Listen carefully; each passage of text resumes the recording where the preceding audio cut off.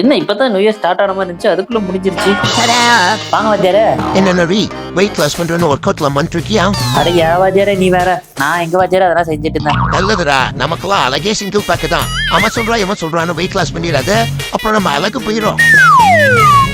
ஏடா நான் பேசிட்டு இருக்கேன், பேக்கே நோண்டிட்டு இருக்க. அது ஒண்ணும் இல்ல வாத்தியாரே, தீபாவளி ஷாப்பிங் முடிச்சுட்டு ஒரு 2 ரூபா இதுக்குள்ள போட்டேன். பரவாயில்லையே, தீபாவளி முடிஞ்சு எவ்வளோ நாள் ஆகுது, இன்னும் அந்த காசு வச்சு ஞாபகம் வச்சிருக்கே.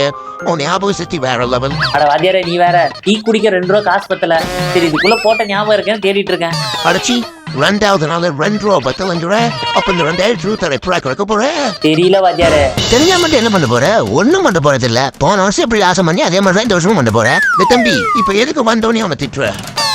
டே அண்ணா, அவனை பத்தி உனக்கு ஒழுங்கா தெரியாது. அவன் எங்க அம்மாட்ட என்ன சொன்னாலும் கேட்டுட்டு பேசு. நான் ஒண்ணும் சொல்லலையே. அப்படிங்க நேத்து நைட் உங்க அம்மா எப்படா உருப்பட போறான்னு கேட்டதுக்கு நீ என்ன சொன்னியோ அதை சொல்லு. அதுவா, படைச்சவன் தலையிலுக்கு ஒழுங்கா எழுதலன்னு சொல்லிட்டேன். ஆமா, ஒழுங்கா எழுதிருந்தா மட்டும் நாட்டுக்கு பிஎம் ஆயிருப்பாரு. கொடுத்த வேலையை ஒழுங்கா செய்யறதுல எப்ப பாரு கடவுள் அதை பண்ணல இதை பண்ணல, கடவுள் மேலே குத்தம் இழுத்துக்கிறான். சரி விடி போதும், நம்ம பையன் தானே. கொரோனா திட்டி முடிச்சியா?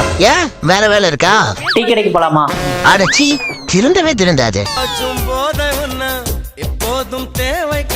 நம்ம பேஜை ஃபாலோ பண்ணி லைக் அண்ட் கமெண்ட் போட்டு மறக்காம உங்க ஃப்ரெண்ட் அண்ட் ஃபேமிலிக்கு ஷேர் பண்ணிட்டு போயிருங்க. பாய்.